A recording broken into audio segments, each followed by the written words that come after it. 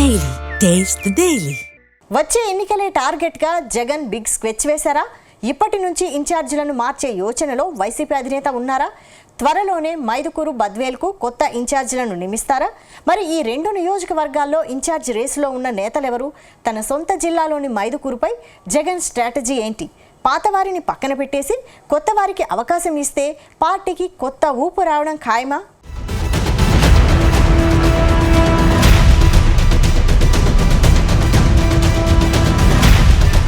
ఆంధ్రప్రదేశ్లో వైసీపీ అధికారం కోల్పోయి ఏడాదిన్నర దాటింది. గత అసెంబ్లీ ఎన్నికల్లో వైనాట్ 175 పేరుతో పోటీకి దిగిన జగన్కు కోలుకోలేని దెబ్బ తగిలింది.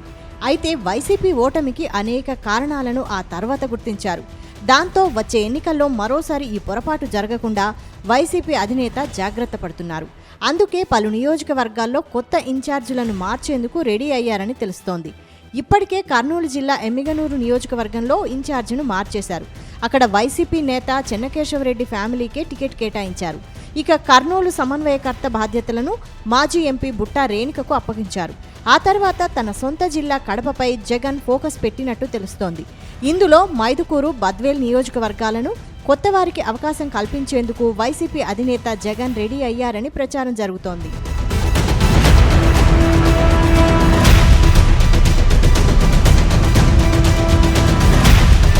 ప్రస్తుతం కడప జిల్లాలో కొందరు ఇన్ఛార్జీలను మార్చేందుకు వైసీపీ అధినేత జగన్ రెడీ అయ్యారని తెలుస్తోంది. ముఖ్యంగా మైదుకూరు నియోజకవర్గం నుంచి ఓటమి పాలైన శెట్టిపల్లె రఘురామిరెడ్డిని వయసు రీత్యా పక్కకు తప్పించాలని భావిస్తున్నారట.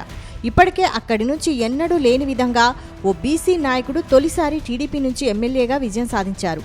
ఇప్పటి వరకు మైదుకూరు ఎన్నికల చరిత్రలో రెడ్డి సామాజిక వర్గం తప్పితే మరొకరు ఎమ్మెల్యేగా ఎన్నికైన దాఖలాలు లేవు. అలాగనే రాజకీయ పార్టీలు ఆ సామాజిక వర్గానికి తప్పితే మరొకరికి టికెట్ కేటాయించింది కూడా లేదు. అలాంటిది 2024 ఎన్నికల్లో సీన్ మారి పుట్టా సుధాకర్ యాదవ్ టీడీపీ నుంచి ఎమ్మెల్యేగా గెలుపొందారు.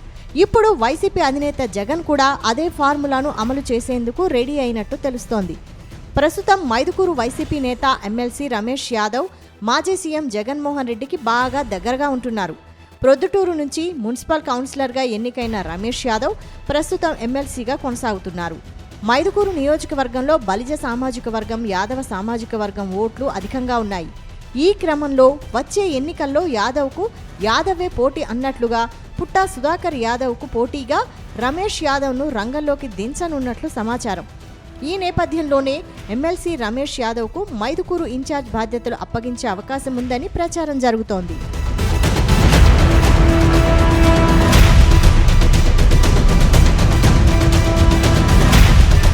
ఇక బద్వేల్ నియోజకవర్గం వైసీపీలో బావ బామ్మర్ది మధ్య వర్గపోరు పచ్చగడ్డి వేస్తే భగ్గుమనేలా ఉంది. గతంలో మాజీ సీఎం వైఎస్ రాజశేఖర్ రెడ్డి ముఖ్యమంత్రిగా ఉన్న సమయంలో నల్లేరు విశ్వనాథరెడ్డి రాజశేఖర్ రెడ్డితో అత్యంత సన్నిహితంగా ఉండేవారు. అందుకే తన బావ డీసీ గోవిందరెడ్డి ఒక ప్రభుత్వ ఉద్యోగిగా ఉన్నప్పటికీ ఆయనకు ఎమ్మెల్యే టికెట్ ఇప్పించి గోవిందరెడ్డిని ఎమ్మెల్యేగా గెలిపించుకున్నారు విశ్వనాథరెడ్డి. అయితే అప్పటి నుంచి కొంతకాలం వారు కలిసి రాజకీయం చేశారు. కానీ ఇద్దరు నేతల మధ్య ఓ వ్యక్తి ఎంటర్ కావడంతో ఇద్దరు విడిపోయారనే టాక్. గతంలో వీరిద్దరి మధ్య సయోధ్యకు నేరుగా వైఎస్ జగన్ ప్రయత్నించినా కుదరలేదు. ఈ నేపథ్యంలోనే విశ్వనాథరెడ్డికి ప్రజాబలం ఎక్కువగా ఉండడంతో వచ్చే ఎన్నికల్లో విశ్వనాథరెడ్డికే బద్వేల్ ఇన్ఛార్జ్ బాధ్యతలు అప్పగించే ఆలోచనలో జగన్ ఉన్నట్లు తెలుస్తోంది.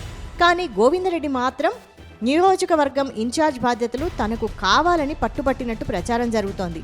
అయితే ఇద్దరు నేతల మధ్య సయోధ్య కుదిర్చేందుకు సీనియర్ నేతలు ప్రయత్నించినా కుదరలేదట. దాంతో పూర్తిస్థాయి ఇన్ఛార్జ్ బాధ్యతలు ఇస్తే వచ్చే ఎన్నికల్లో తప్పక గెలిచి నిలుస్తానని విశ్వనాథరెడ్డి ధీమా వ్యక్తం చేస్తున్నట్లు తెలుస్తోంది.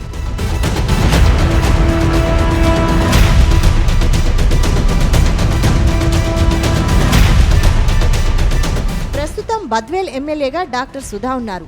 ఇన్ఛార్జిగా డీసీ గోవిందరెడ్డి కొనసాగుతున్నారు.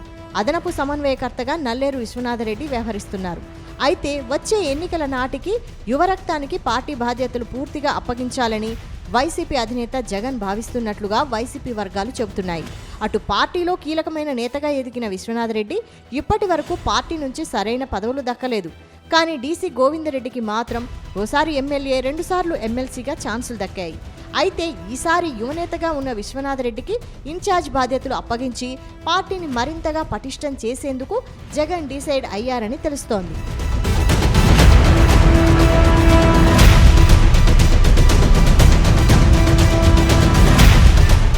ఏది ఏమైనా వైఎస్ రాజశేఖర రెడ్డి జమానా నుంచి కుటుంబానికి వీర విధేయుడుగా ఉంటూ వస్తున్న విశ్వనాథరెడ్డికి ఈసారి న్యాయం జరుగుతుందని ఆయన అనుచరులు చెబుతున్నారు.